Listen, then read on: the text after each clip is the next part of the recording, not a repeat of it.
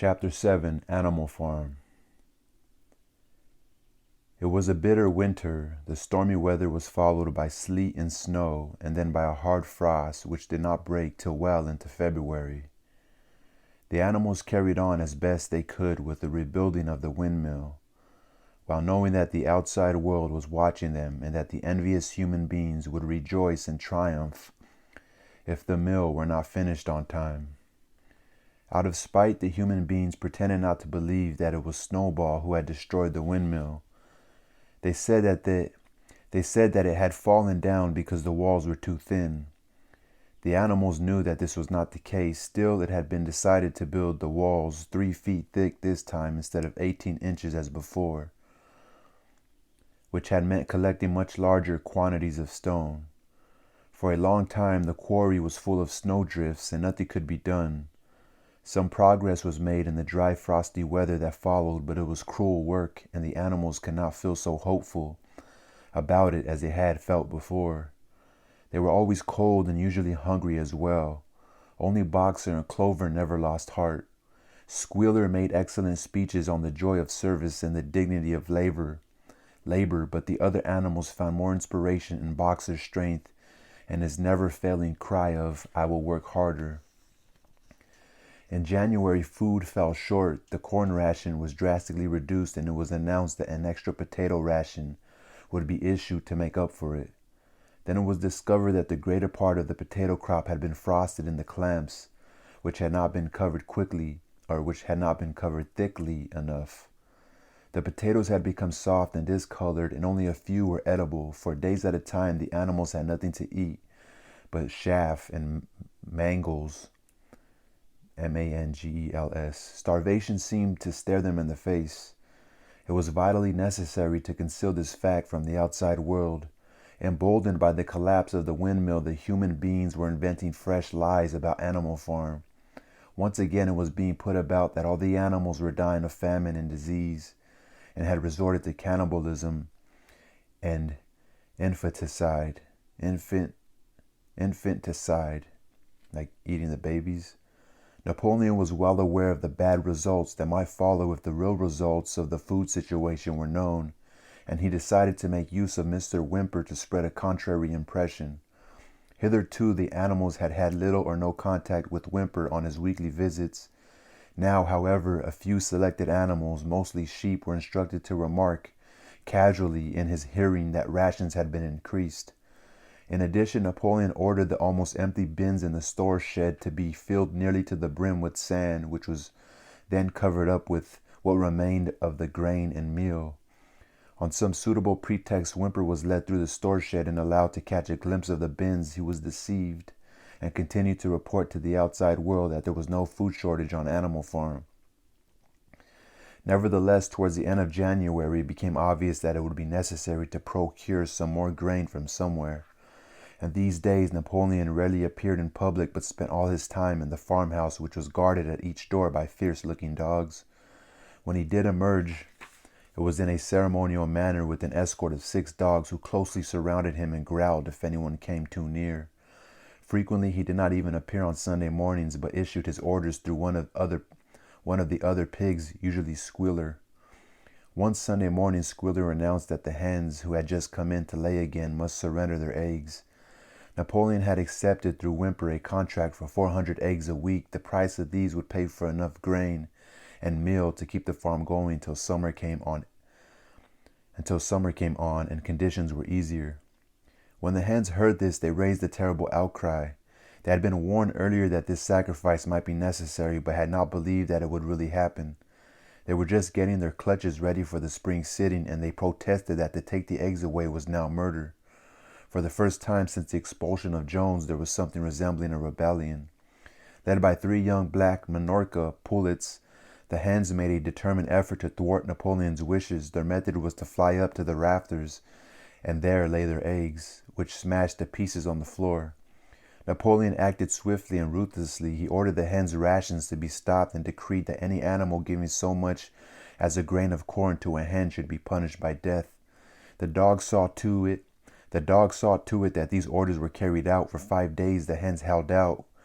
Then they capitulated and went back to their nesting boxes. 9 hens had died in the meantime. Their bodies were buried in the orchard, and it was given out that they had died of coccidiosis. Whymper heard nothing of this affair, and the eggs were duly delivered, a grocer's van driving up to the farm once a week to take them away. All this while no more had been seen of Snowball. He was rumored to be hiding on one of the neighboring farms, either Foxwood or Pinchfield. Napoleon was by this time on slightly better terms with the other farmers than before. It happened that there was in the yard a pile of timber which had been stacked there 10 years earlier when a bitch spinney was cleared. It was well seasoned, and Whymper had advised Napoleon to sell it. Both Mr. Pilkington and Mr. Frederick were anxious to buy it. Napoleon was hesitating between the two, unable to make up his mind. It was noticed that whenever he seemed on the point of coming to an agreement with Frederick, Snowball was declared to be in hiding at Foxwood, while when he inclined toward Pilkington, Snowball was said to be at Pinchfield. Suddenly, early in the spring, an alarming thing was discovered. Snowball was secretly frequenting the farm by night. The animals were so disturbed that they could hardly sleep in their stalls. Every night, it was said, he came creeping in under the cover of darkness and performed all kinds of mischief. He stole the corn, he upset the milk pails, he broke the eggs, he trampled the seed beds, he gnawed the bark off the fruit trees. Whenever anything went wrong, it became usual to attribute it to Snowball. If a window was broken or a drain was blocked up, someone was certain to say that Snowball had come in the night and done it. And when the key of the store shed was lost, the whole farm was convinced that Snowball had thrown it down the well. Curiously enough, they went on believing this even after the mislaid key was found under a sack of meal. The cows declared unanimously that Snowball crept into their stalls and milked them in their sleep. The rats, which had been troublesome that winter, were also said to be in league with Snowball. Napoleon decreed that there should be a full investigation into Snowball's activities. With his dogs in attendance, he set out and made a careful tour of inspection of the farm buildings, the other animals following at a respectful distance.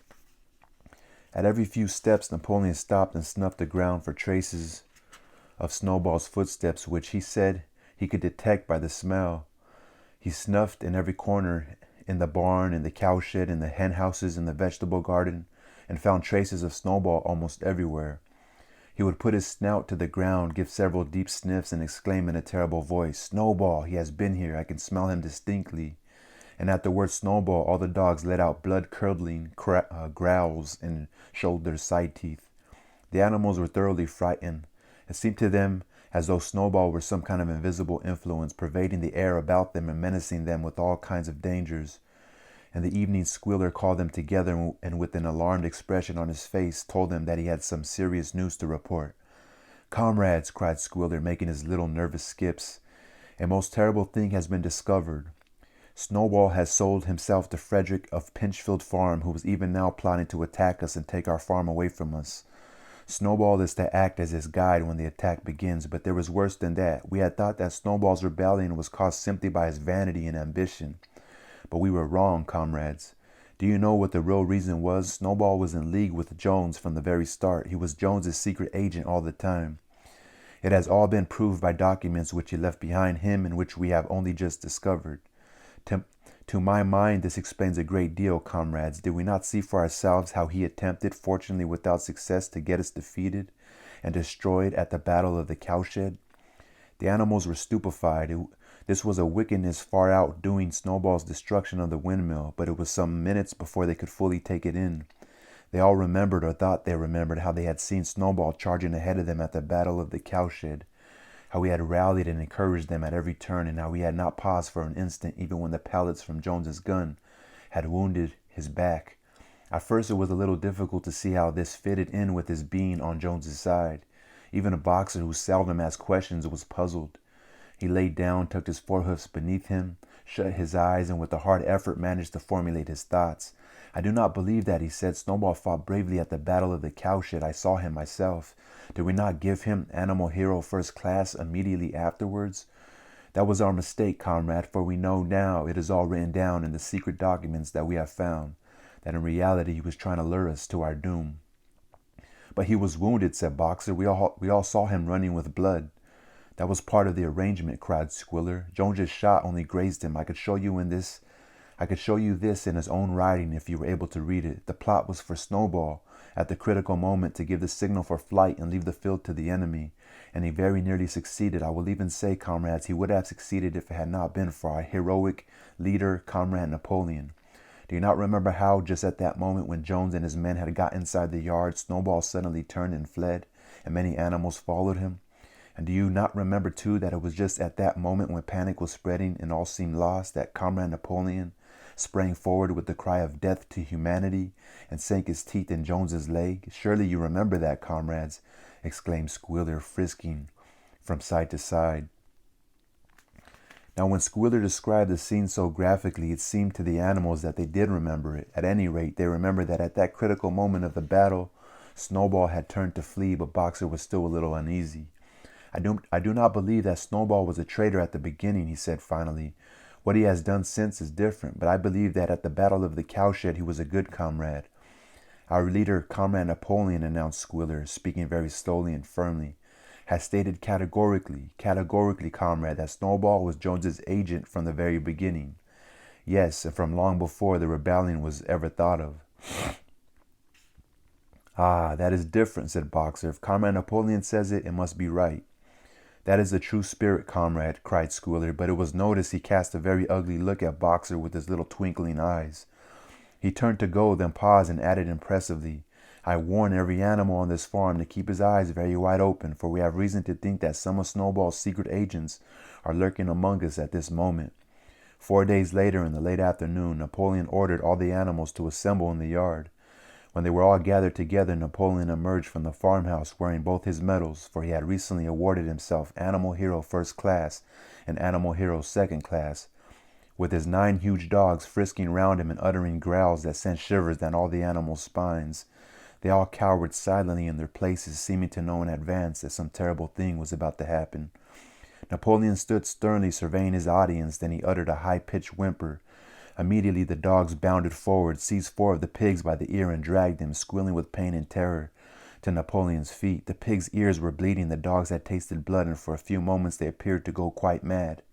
To the amazement of everybody, 3 of them flung themselves upon Boxer. Boxer saw them coming and put out his great hoof, caught a dog in midair, and pinned him to the ground. The dog shrieked for mercy, and the other 2 fled with their tails between their legs. Boxer looked at Napoleon to know whether he should crush the dog to death or let it go. Napoleon appeared to change countenance and sharply ordered Boxer to let the dog go, whereat Boxer lifted his hoof and the dog slunk away, bruised and howling. Presently the tumult died down. The 4 pigs waited, trembling with guilt written on every line of their countenances. Napoleon now called upon them to confess their crimes. They were the same 4 pigs as had protested when Napoleon abolished the Sunday meetings. Without any further prompting, they confessed that they had been secretly in touch with Snowball ever since his expulsion, that they had collaborated with him in destroying the windmill, and that they had entered into an agreement with him to hand over Animal Farm to Mr. Frederick. They added that Snowball had privately admitted to them that he had been Jones's secret agent for the years past. When they had finished their confession, the dogs promptly tore their throats out, and in a terrible voice Napoleon demanded whether any other animal had anything to confess. The 3 hens who had been the ringleaders in the attempted rebellion over the eggs now came forward and stated that Snowball had appeared to them in a dream and incited them to disobey Napoleon's orders. They too were slaughtered. Then a goose came forward and confessed to having secreted 6 ears of corn during the last year's harvest and eaten them in the night. Then a sheep confessed to having urinated in the drinking pool, urged to do this, so she said, by Snowball, and 2 other sheep confessed to having murdered an old ram, an especially devoted follower of Napoleon, by chasing him round and round a bonfire when he was suffering from a cough. They were all slain on the spot, and so the tale of confessions and executions went on until there was a pile of corpses lying before Napoleon's feet, and the air was heavy with the smell of blood, which had been unknown there since the expulsion of Jones. When it was all over, the remaining animals, except for the pigs and dogs, crept away in a body. They were shaken and miserable. They did not know which was more shocking, the treachery of the animals who had leagued themselves with Snowball, or the cruel retribution they had just witnessed. In the old days, there had often been scenes of bloodshed equally terrible, but it seemed to all of them that it was far worse now that it was happening among themselves. Since Jones had left the farm until today, no animal had killed another animal. Not even a rat had been killed. They had made their way on to the little knoll where the half-finished windmill stood, and with one accord they all lay down as though huddling together for warmth. Clover, Muriel, Benjamin, the cows, the sheep, and a whole flock of geese and hens. Everyone indeed except the cat who had suddenly disappeared just before Napoleon ordered the animals to assemble. For some time nobody spoke. Only Boxer remained on his feet. He fidgeted to and fro, swishing his long black tail against his sides and occasionally uttering a little whinny of surprise. Finally he said, "I do not understand it. I would not have believed that such things could happen on our farm. It must be due to some fault in ourselves. The solution, as I see it, is to work harder. From now onwards, I shall get up a full hour earlier in the mornings." As he moved off at his lumbering trot and made for the quarry, having got there, he collected 2 successive loads of stone and dragged them down to the windmill before retiring for the night. The animals huddled about Clover, not speaking. The knoll where they were laying gave them a wide prospect across the countryside. Most of the animal farm was within their view, the long pasture stretching down to the main road, the hayfield, the spinney, the drinking pool, the plowed fields where the young wheat was thick and green, and the red roofs of the farm buildings with the smoke curling from the chimneys. It was a clear spring evening. The grass and the bursting hedges were gilded by the level rays of the sun. Never had the farm, and with the kind of surprise they remembered that it was their own farm, every inch of it their own property, appeared to the animals so desirable a place. As Clover looked down the hillside, her eyes filled with tears. If she could have spoken her thoughts, it would have been to say that this was not what they had aimed at when they had set themselves years ago to work for the overthrow of the human race. These scenes of terror and slaughter were not what they had looked forward to on that night when old Major first stirred them to rebellion. If she herself had had any picture of the future, it had been of a society of animals set free from hunger and the whip, all equal, each working according to his capacity, the strong protecting the weak as she had protected the lost brood of ducklings with her foreleg on the night of Major's speech. Instead, she did not know why they had come to a time when no one dared speak his mind, when fierce growling dogs roamed everywhere, and when you had to watch your comrades torn to pieces after confessing to shocking crimes. There was no thought of rebellion or disobedience in her mind. She knew that, even as things were, they were far better off than they had been in the days of Jones, and that before all else it was needful to prevent the return of the human beings. Whatever happened, she would remain faithful, work hard, carry out the orders that were given to her, and accept the leadership of Napoleon. But still, it was not for this that she and all the other animals had hoped and toiled. It was not for this that they had built the windmill and faced the bullets of Jones's gun. Such were her thoughts, though she lacked the words to express them. At last, feeling this to be in some way a substitute for the word she was unable to find, she began to sing Beasts of England. The other animals sitting around her took it up, and they sang it 3 times over, very tunefully, but slowly and mournfully in a way they had never sung it before. They had just finished singing it for the 3rd time when Squealer, attended by 2 dogs, approached them with the air of having something important to say. He announced that by a special decree of Comrade Napoleon, Beasts of England had been abolished. Beasts of England had been abolished. From now onwards, it was forbidden to sing it. The animals were taken aback. "Why?" cried Muriel. "It's no longer needed, comrade," said Squealer stiffly. "Beasts of England" was a song of the rebellion, but the rebellion is now completed. The execution of the traitors this afternoon was the final act. The enemy, both external and internal, has been defeated. In Beasts of England, we expressed our longing for a better society in days to come.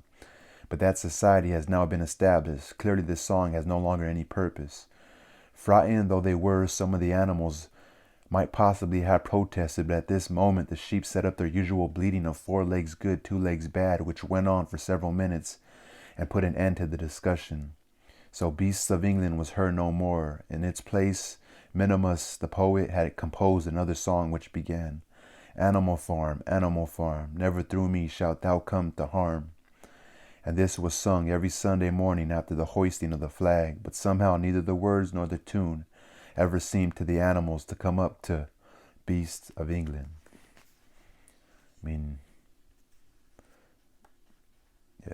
Anyway, end of chapter 7.